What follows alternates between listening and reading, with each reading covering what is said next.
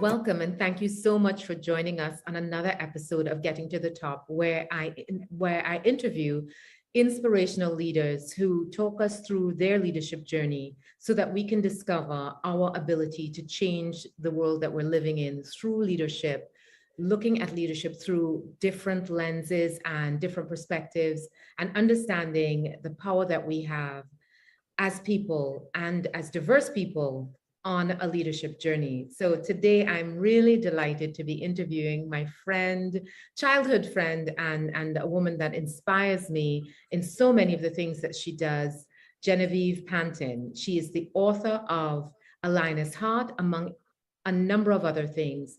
And when I read that book, it was really phenomenal for me because you read about so many women with extraordinary strengths coming from incredibly oppressive situations and taking a decision to move in a completely new direction.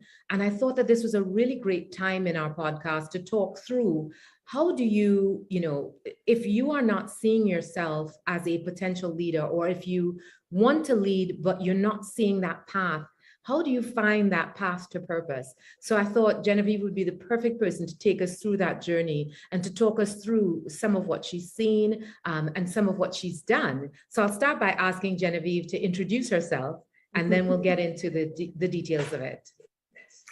Well, thank you very much, Raquel, for that absolutely amazing introduction. I don't know if I can get any better than that. That was very kind of you. Such wonderful things you just said about me.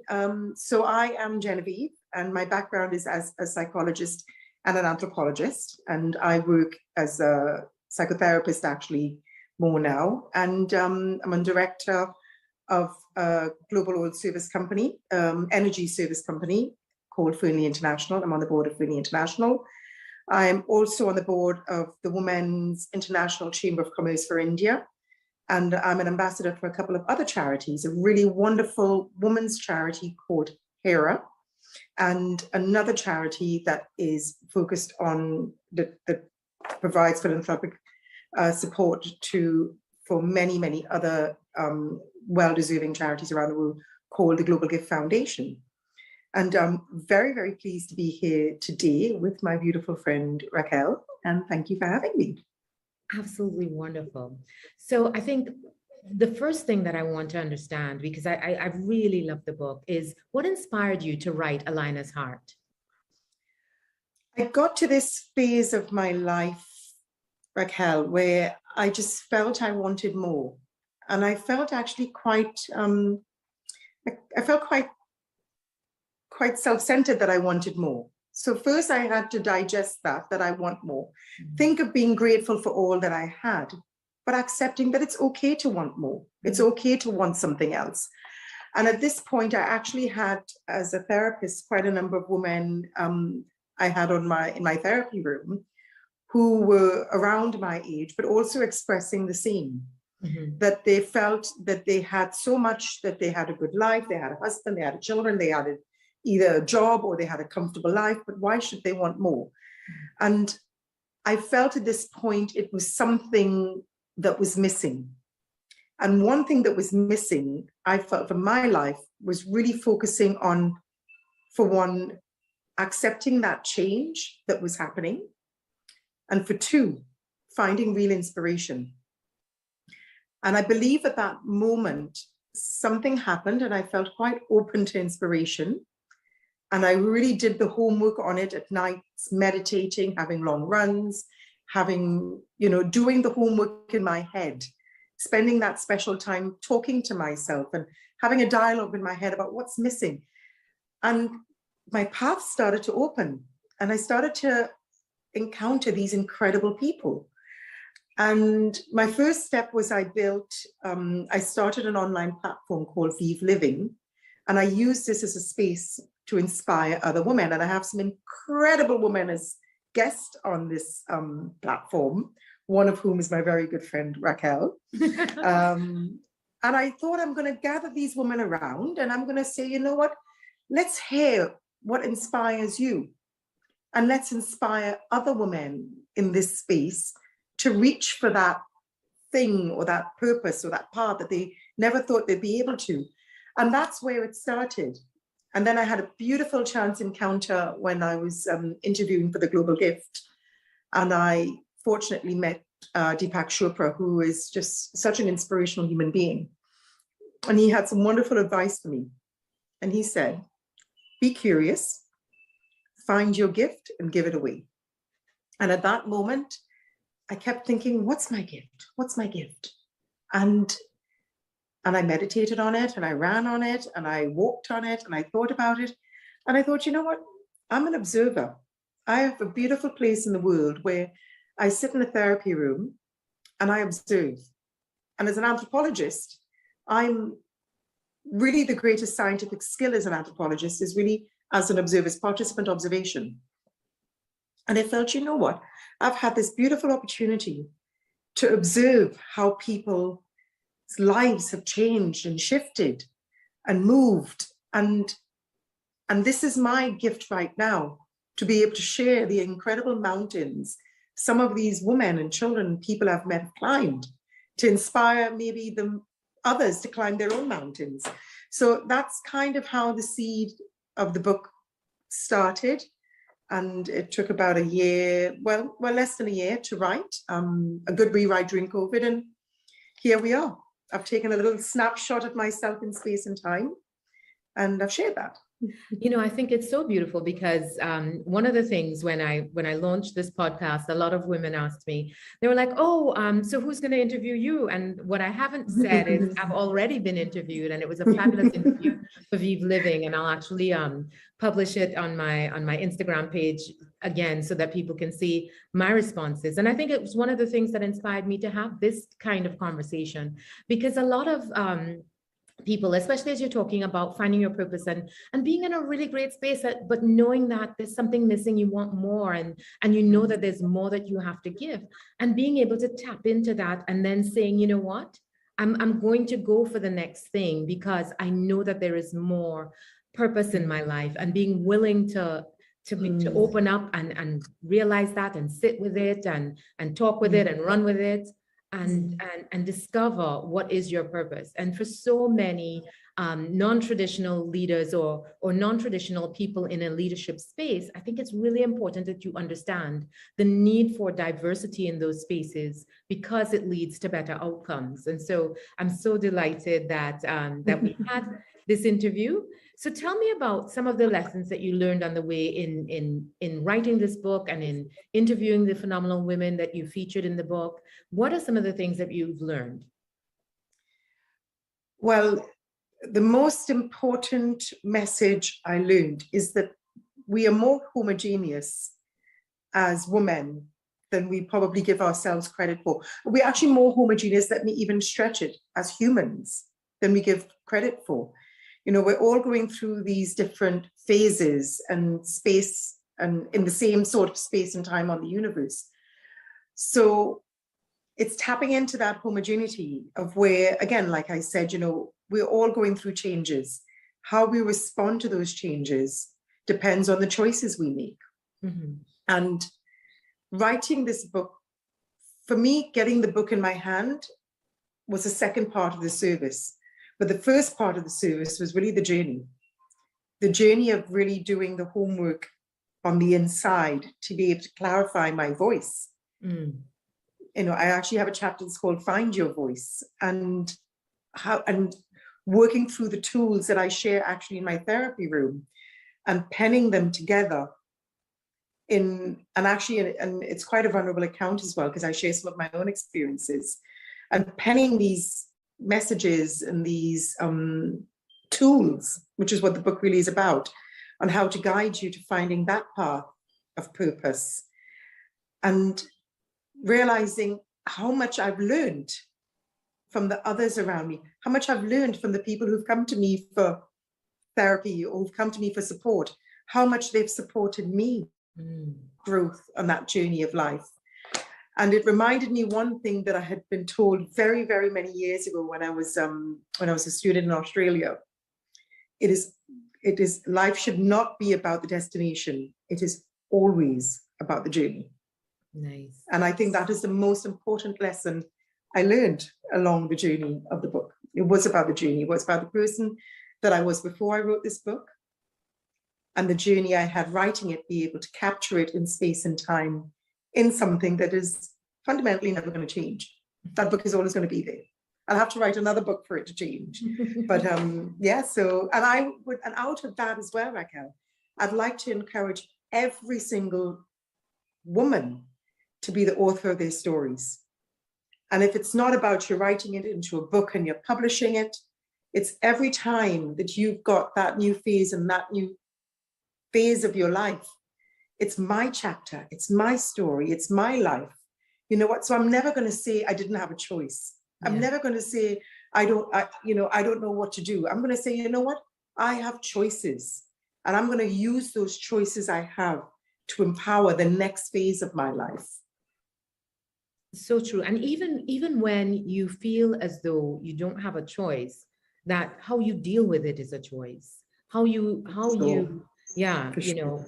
you're put into a situation and it's not where you want to be and you want to be somewhere different, how you deal with this is where I am now and this is where I want to be next, and this is how I will feel about it, this is how I will interact with the situation that I'm in. That absolutely is a choice, and you control the narrative. You tell your story as you're saying, as you move forward. So I think that is really powerful. And I also always share, so I call the sort of therapy that I do, I actually call it choice therapy. And so I specialize in trauma, but I also call what I do sitting in a room, always comes back to, you may not have a choice about everything, but you always have a choice about something. And when you use that choice, you use your power and you find your power. So we always have to think of every situation, what have I got a choice about and how am I going to use that choice? I think my favorite story in the book is about the young woman who had the children, and she, was in the abusive marriage, and she had to decide to leave. And she decided, you know what, I'm amazing at baking these treats, and I'm going to find my way out. And the incredible strength that it took for her to decide, listen, I'm going to forge a different path. I'm going to find my way out of this situation. And the intestinal fortitude it took, the grace it took to just take that decision in those circumstances and change her entire life.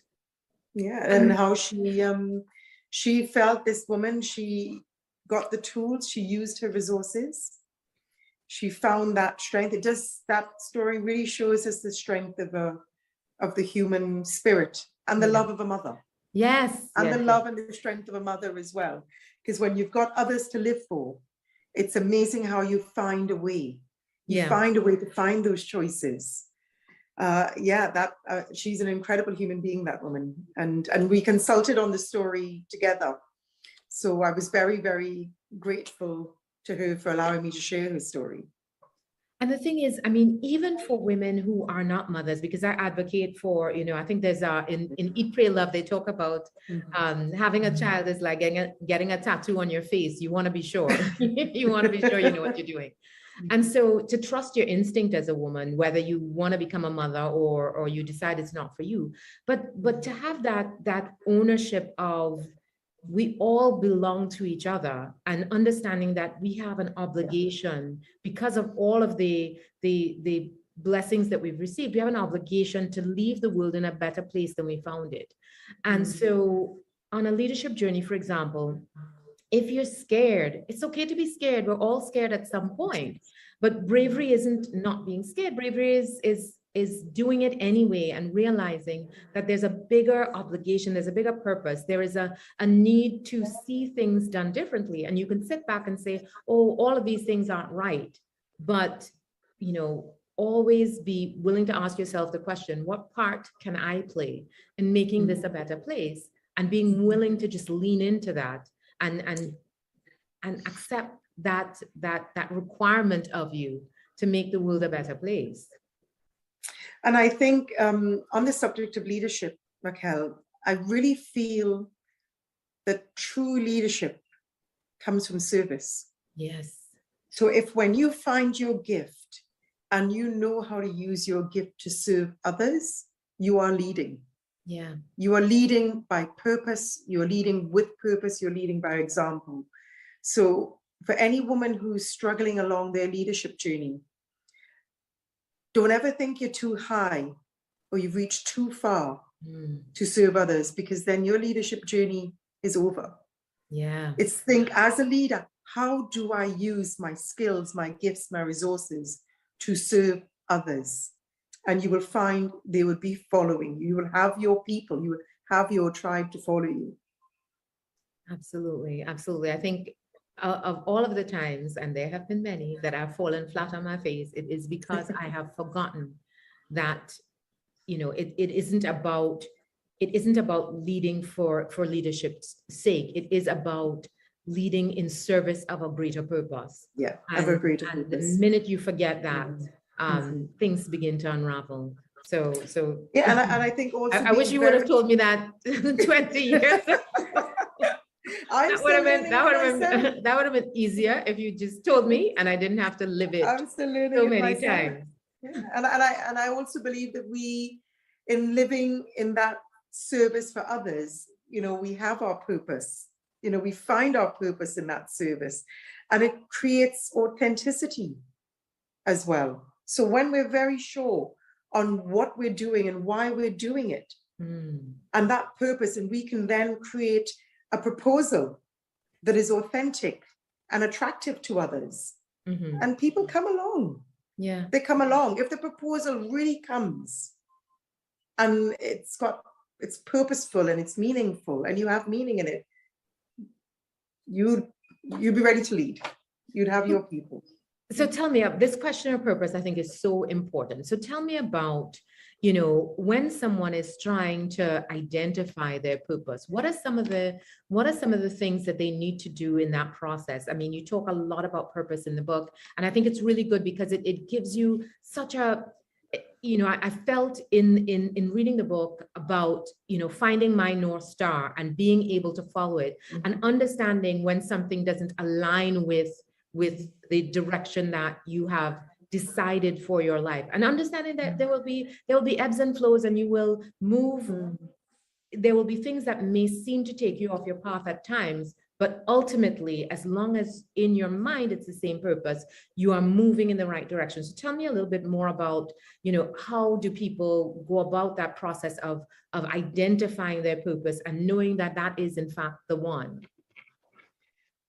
When I think of purpose, this is my thought, so this is quite individual and subjective.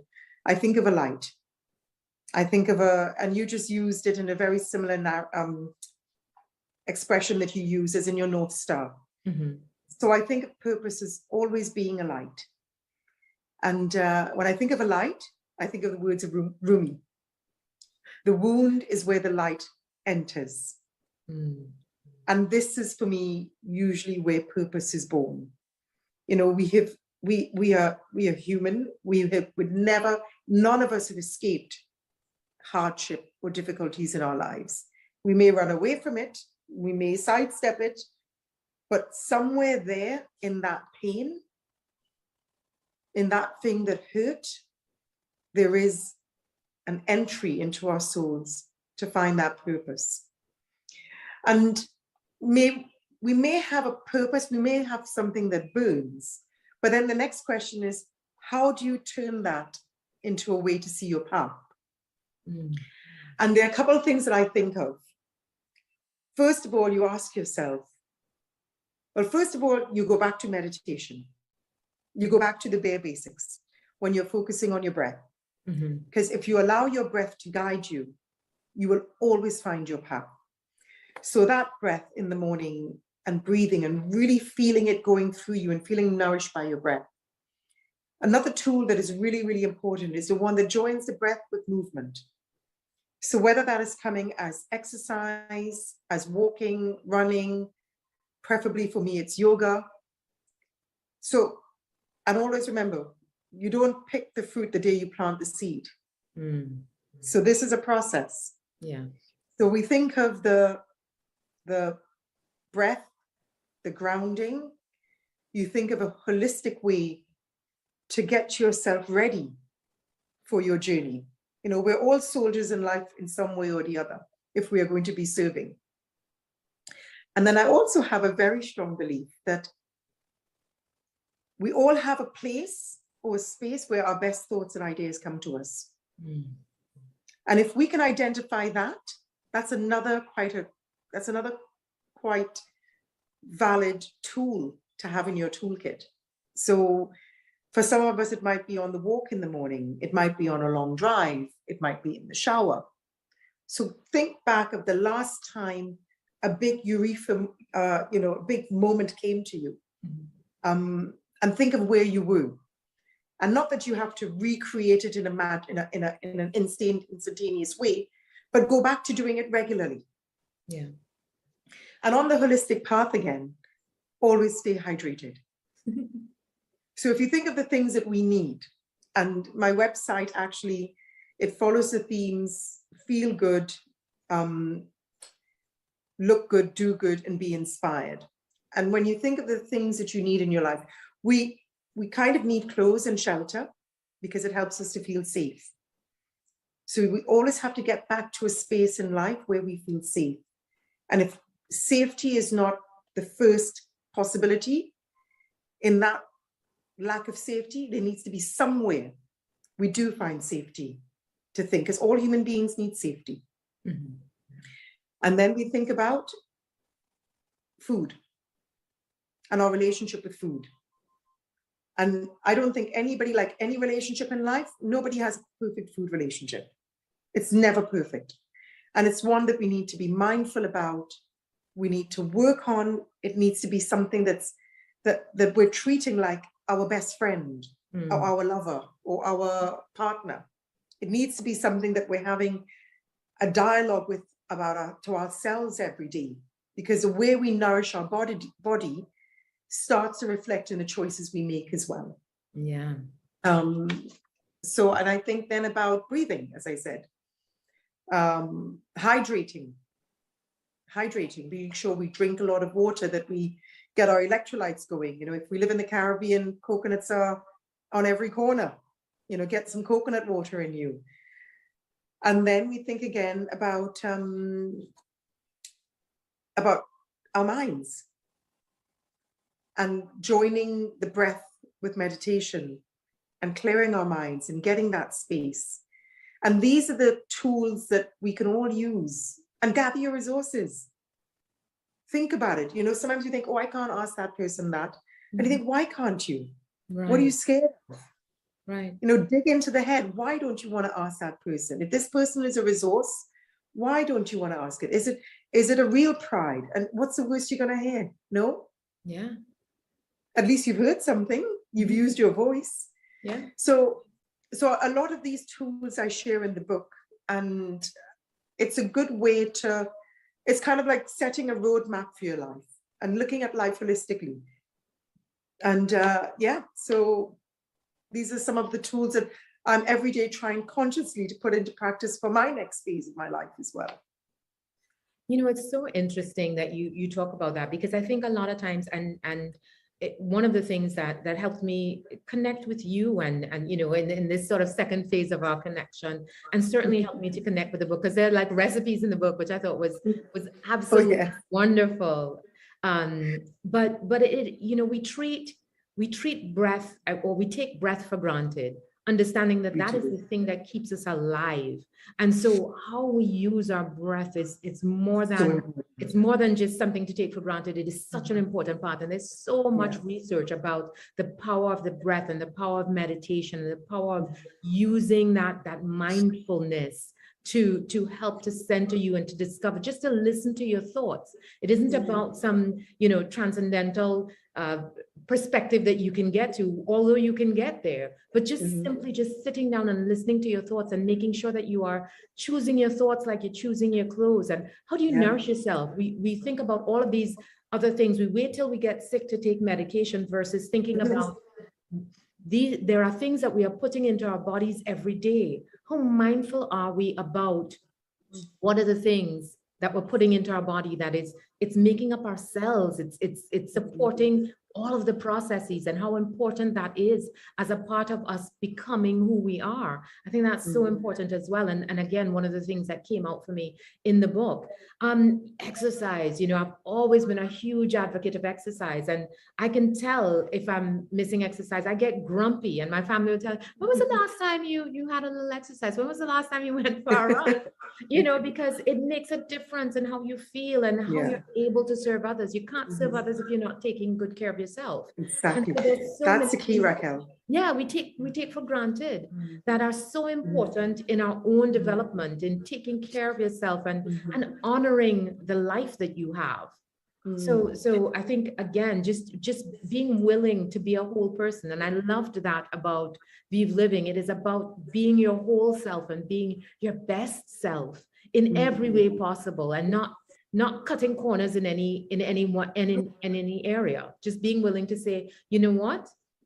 All of the things that I do and all of the things that I am support me being a whole person and coming to the table as a whole person. So I love that. I love that. And finding the space where you find inspiration and just being mindful enough to figure out where that is.